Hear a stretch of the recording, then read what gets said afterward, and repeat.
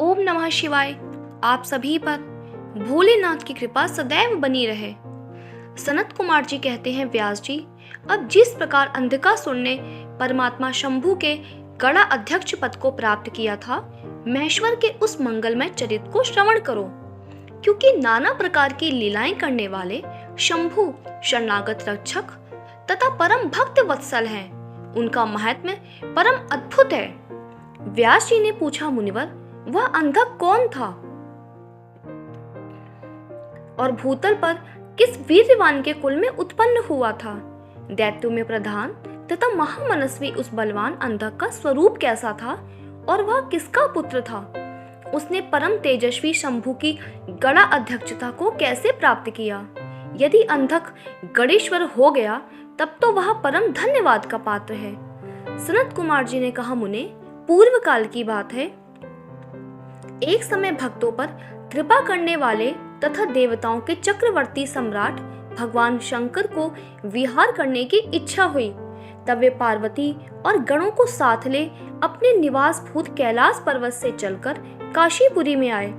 वहां उन्होंने उस पुरी को अपनी राजधानी बनाया और भैरव नामक वीर को उसका रक्षक नियुक्त किया। फिर पार्वती जी के साथ रहते हुए वे भक्तजनों को सुख देने वाली अनेक प्रकार की लीलाएं करने लगे।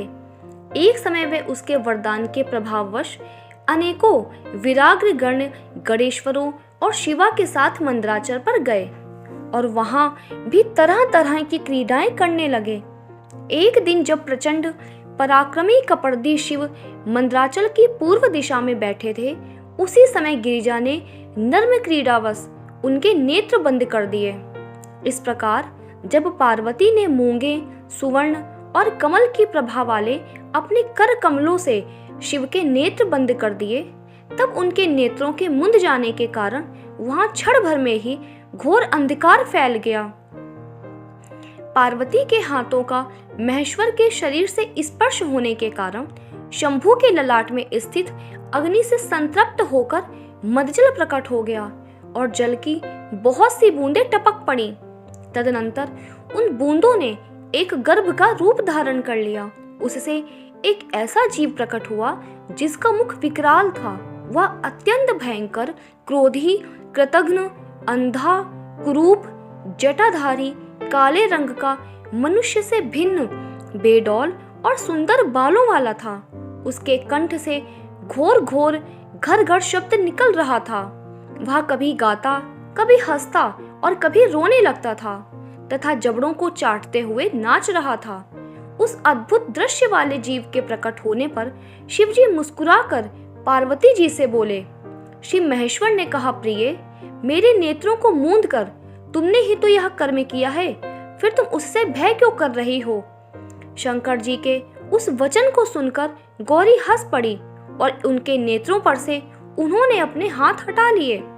फिर तो वहां प्रकाश छा गया, परंतु उस प्राणी का रूप भयंकर ही बना रहा और अंधकार से उत्पन्न होने के कारण उसके नेत्र भी अंधे थे। तब वैसे प्राणी को प्रकट हुआ देखकर गौरी ने महेश्वर से पूछा। गौरी ने कहा, भगवान, मुझे सच सच बताइए कि हम लोगों के सामने प्रकट हुआ यह बेडौल प्राणी कौन है? यह तो अत्यंत भयंकर है।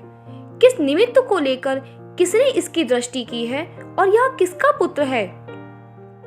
सनत कुमार जी कहते हैं, महर्षि, जब लीला रचने वाली तथा तीनों लोकों की जननी गौरी ने सृष्टिकर्ता की उस अंधी सृष्टि के विषय में यूं प्रश्न किया, तब लीला विहारी भगवान शंकर अपनी प्रिया के उस वचन को सुनकर कुछ मुस्कुराए और इस प्रकार बोले।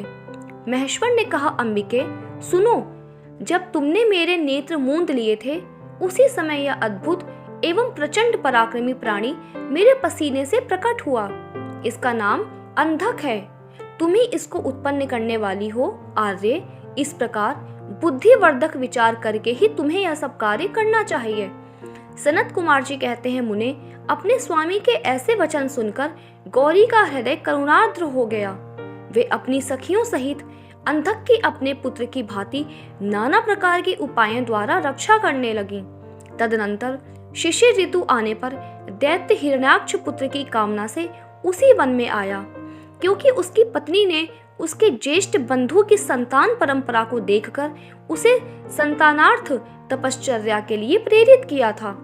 वहां वह कश्यप नंदन हिरण्याक्ष बनकर आश्रय ले पुत्र प्राप्ति के लिए घोर तप करने लगा। उसके मन में महेश्वर के दर्शन की इच्छा थी, अतः वह क्रोध आदि दोषों को अपने काबू में करके ठूठ की भांति निश्चल होकर समाधिस्थ हो गया। द्विजेंद्र महेश उसकी तपस्या से पूर्णतः प्रसन्न होकर उसे वर प्रदान करने के लिए चले और उस स्थान पर पहुंचकर दैत्य प्रवर हिरण्याक्ष से बोले। महेश ने कहा, दैत्यनाथ, अब तू अपनी इंद्रियों का विनाश मत कर। किस लिए तूने इस व्रत का आश्रय लिया है? तू अपना मनोरथ तो प्रकट कर। मैं वरदाता शंकर हूँ, अतः तेरी जो अभिलाषा होगी वह सब मैं तुझे प्रदान करूंगा। सनत कुमार जी कहते हैं, महर्षि, महेश्वर के उस सरस वचन को सुनकर दैत्यराज हिरण्याक्ष परम प्रसन्न हुआ। उसने भगवान शंकर के चरणों में नमस्कार करके अनेक प्रकार से उनकी स्तुति की। फिर वह अंजलि बांधे सिर झुकाकर कहने लगा। हिरण्याक्ष ने कहा, जंत्रभाल, मेरे उत्तम पराक्रम संपन्न तथा दैत्य कुल के अनुरूप कोई पुत्र नहीं है, इसलिए मैंने इस व्रत का अनुष्ठान किया है। देवेश, मुझे परम बलशाली पुत्र दीजिए। सनत कुमार जी कहते हैं, मुने, दैत्यराज के उस वचन को सुनकर कृपालु शंकर प्रसन्न हो गए और उससे बोले, दैत्यधिप, तेरे भाग्य में तेरे वीर से उत्पन्न होने वाला पुत्र तो नहीं लिखा है, किंतु मैं तुझे एक पुत्र देता हूँ। मेरा एक पुत्र है जिसका नाम अंधक है। वह तेरे ही समान पराक्रमी और अजेय है। तू संपूर्ण दुखों को त्याग कर उसी को पुत्र रूप से वरण कर ले और इस प्रकार पुत्र प्राप्त कर ले। सनत कुमार जी कहते हैं, महर्षि, उससे यूं कहकर गौरी के साथ विराजमान उन महात्मा भूतनाथ त्रिपुरारी शंकर ने प्रसन्न होकर हिरण्याक्ष को वह पुत्र दे दिया। इस प्रकार शिव जी से पुत्र प्राप्त करके वह महामनस्वी दैत्य परम प्रसन्न हुआ। उसने अनेकों स्रोतों द्वारा रुद्र की पूजा करके प्रदक्षिणा की और फिर वह अपने राज्य को चला गया। शंकर से पुत्र प्राप्त कर लेने के बाद वह पराक्रमी दैत्य संपूर्ण देवताओं को जीतकर इस पृथ्वी को अपने देश रसातल में उठा ले गया। तब देवताओं, मुनियों और सिद्धों ने अनंत पराक्रमी विष्णु की आराधना की। फिर तो भगवान विष्णु यज्ञ में विकराल वाराह शरीर धारण कर थूथुन के अनेक प्रहारों से पृथ्वी को विदीर्ण करके पाताल लोक में जा घुसे।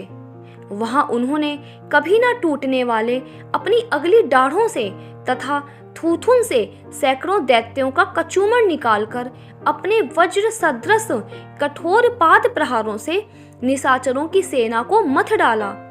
तत्पश्चात अद्भुत एवं प्रचंड तेजस्वी विष्णु ने करोड़ों सूर्यों के समान प्रकाशमान सुदर्शन चक्र से हिरण्याक्ष के प्रज्वलित सिर को काट लिया और दुष्ट दैत्यों को जलाकर भस्म कर दिया। यह देखकर देवराज इंद्र को बड़ी प्रसन्नता हुई। उन्होंने उस असुर राज्य पर अंधक को अभिषिक्त कर दिया। फिर महात्मा इंद्र विष्णु को अपनी दाढ़ों द्वारा पाताल लोक से पृथ्वी को लाते हुए देखकर परम प्रसन्न हुए और अपने स्थान पर आकर पूर्ववत स्वर्ग और भूतल की रक्षा करने लगे। इधर वराह रूप धारण करके उत्तम कार्य करने वाले उग्र रूपधारी श्री हरि प्रसन्न चित्त हुए समस्त देवों, मुनियों और पद्म योनि ब्रह्मा द्वारा प्रशंसित होकर अपने लोक को चले गए।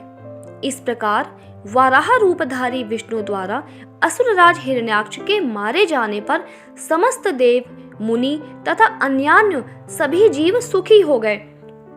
तो दोस्तों, आज की ये कथा यही विराम होती है। इसके आगे की कथा हम अगले अध्याय में जानेंगे। उम्मीद करती हूँ आज का ये वीडियो पसंद आया होगा। अगर वीडियो पसंद आया है तो वीडियो को लाइक करिए, अपने दोस्तों के साथ शेयर करिए और इस चैनल पे नए हैं तो इस चैनल को सब्सक्राइब कर लीजिए। आप सभी का वीडियो के अंत तक बने रहने के लिए बहुत बहुत धन्यवाद।